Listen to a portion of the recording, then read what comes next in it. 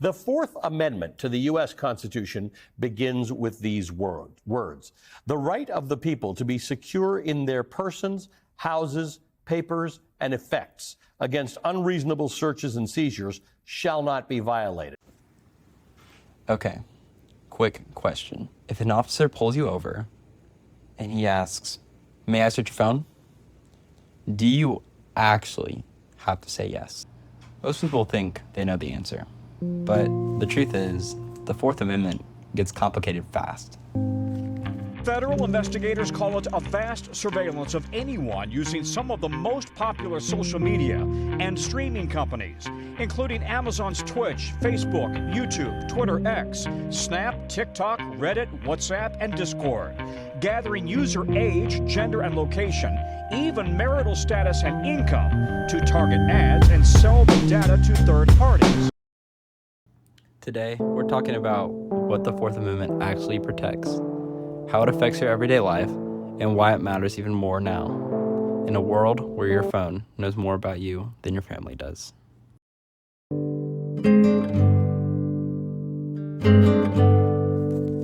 All right, let's start simple. The Fourth Amendment is what protects you from unreasonable searches and seizures by the government.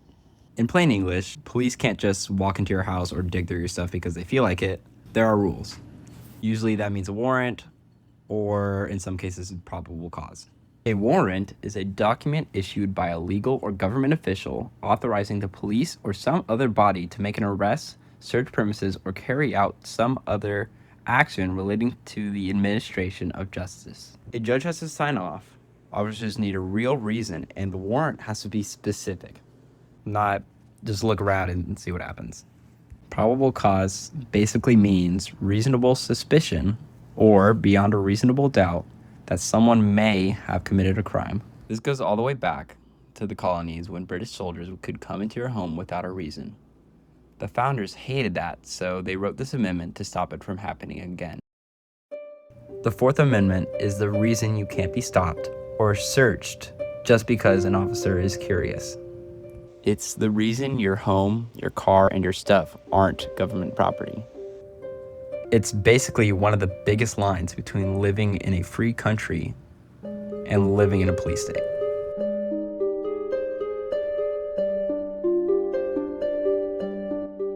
Here's where things get messy.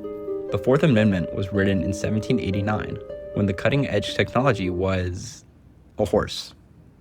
Now we walk around carrying devices that store our entire lives. Every text, photo, location ping, all of it.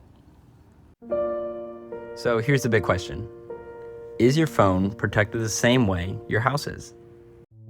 You can see all of the locations that it's been, you can see where people live, where people work. It's sort of a mass surveillance program on a budget.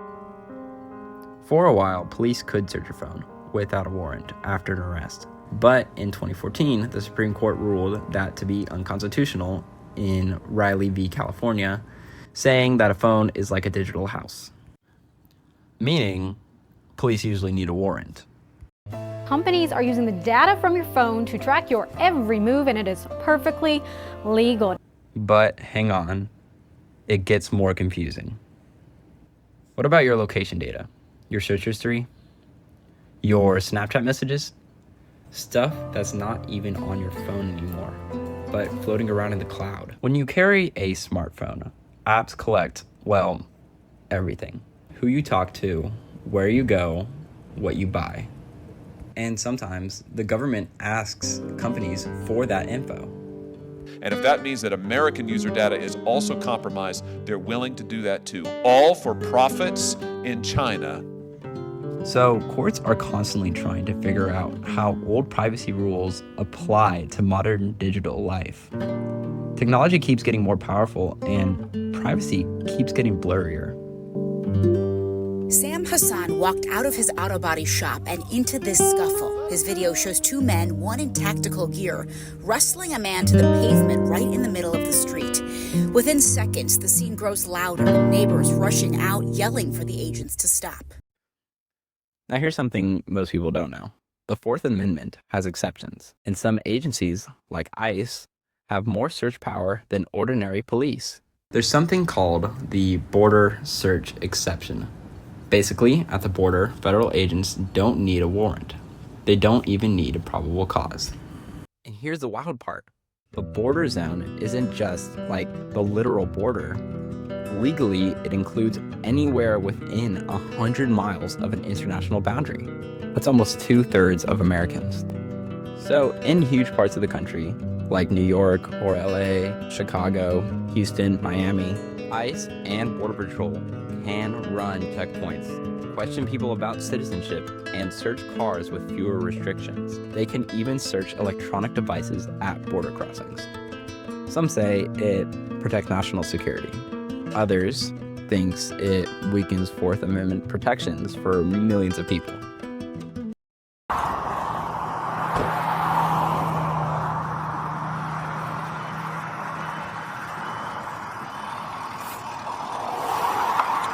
Hey sir, how are you? Hey, how are you?